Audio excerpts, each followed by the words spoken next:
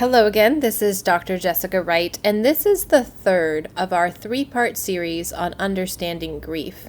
In our first video, we looked at what it is that it means to lose things other than a person. So beyond the death of a person, what it means to lose things other than that. And then in our second video, we looked at what the job of grief is. What is the point of the sadness that we're going through? What is it we're moving towards?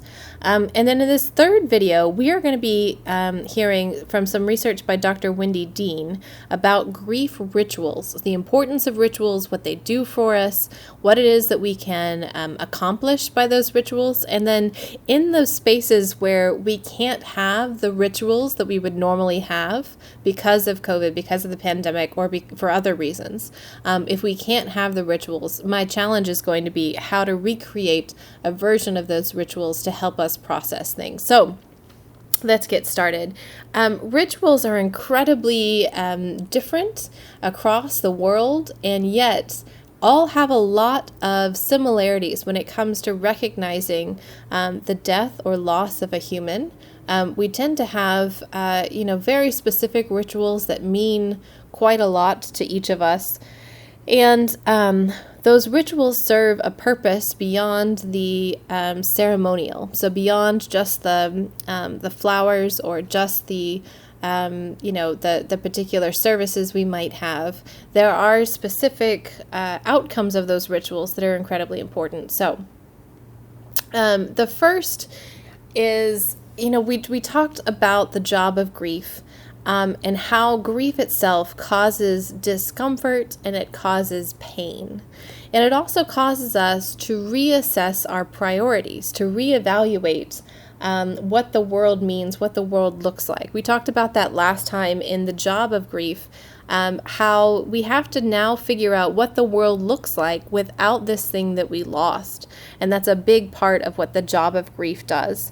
So I have a quote from Dr. Wendy Dean. Dr. Dean she's a clinical psychologist who runs the organization that's called Moral Injury in Healthcare.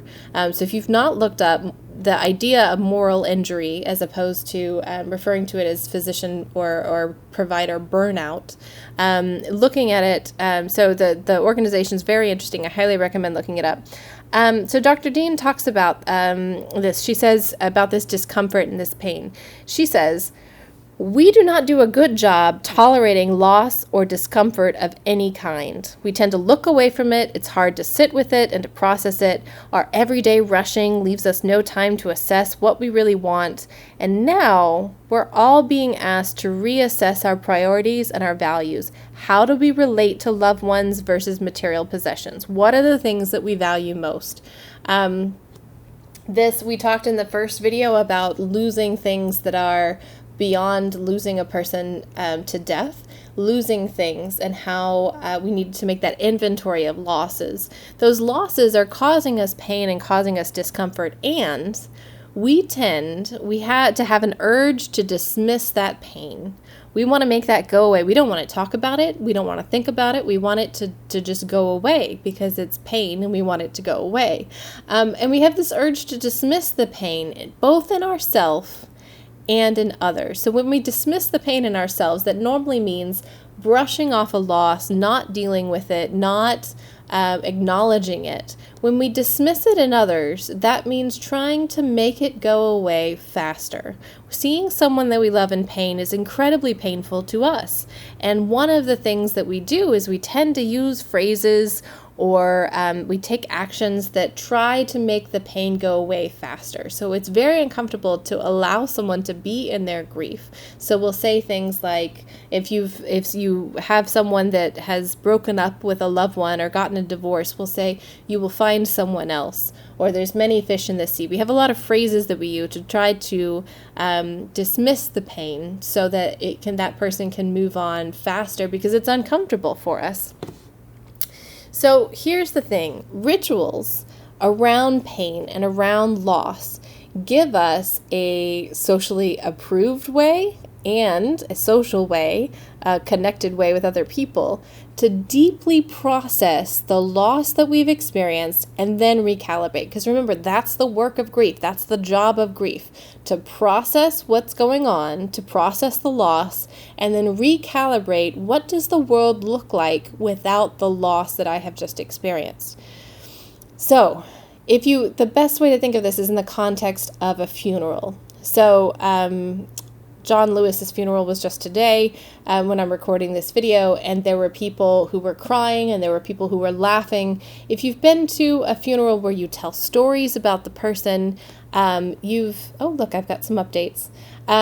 You've gotten personal stories from people that make you laugh and make you cry, and we often need the social permission to cry about the loss. We need a safe space to go to say this is socially acceptable and socially appropriate to be crying because you're at a funeral. This is a moment of loss, and we need that space set aside specifically to cry for a lot of people for a lot of reasons, and then also to be able to laugh. So the other part of the funeral is that it's a collective acknowledgement that this person has been lost, that they're no longer with us. It's a collective acknowledgement of the death, which is very important because especially if this person has been very close to you, you've been very attached to that person. Your brain has literally created an entire network of how the world works, like a whole system of how the world works that includes this other person. And you have a lot of work to rearrange now all of the associations that you have to figure out how to make that work. And a lot of people, sometimes that's why denial is a part of grief, is because it's hard to conceive of a world where you do not have this person that you've loved. And so a funeral, one of the rituals that we have is a collective acknowledgement of the loss.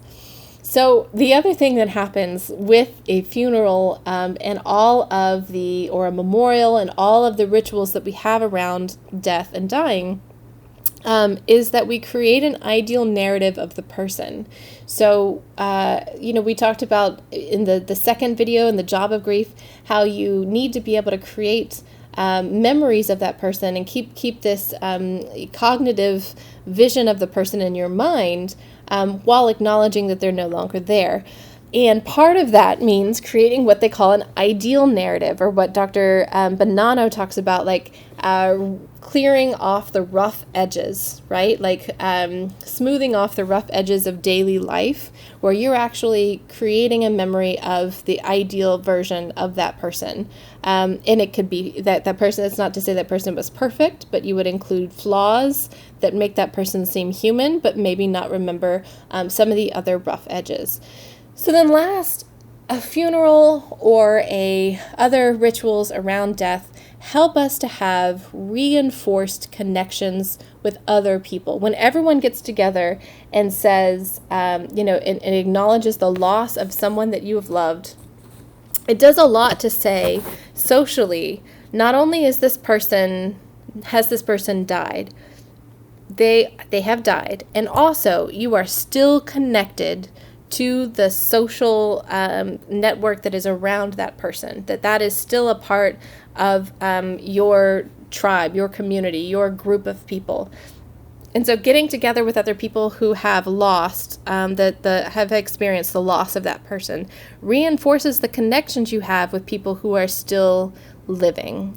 And so when you think about this, giving space to cry, collective acknowledgement of the loss, creating an ideal narrative of what's going on, and reinforcing the connections, there is a need that we have now in this moment with COVID, we will collectively do this when it comes to the death of an individual, but we need to have a space to cry, a collective acknowledgement, an ideal narrative of the world, reinforced connections around those other losses that we talked about in the first video. The abstract losses, the concrete losses, the abstract losses of security or the ability to predict the future. And so my challenge to you is to help brainstorm, just think about what would it look like if we created a way to help each other grieve. What would it look like if we created a space to cry, these four things: a space to cry, a collective acknowledgement that we have lost. That we have lost things, very, intangible and tangible things have been lost. What is our ideal narrative of this time in history? And then what are our reinforced connections that we want to make to say we are stronger, we are together? And then what are these new rituals that we can develop around these other losses, right? That can help us to get through this very difficult time together.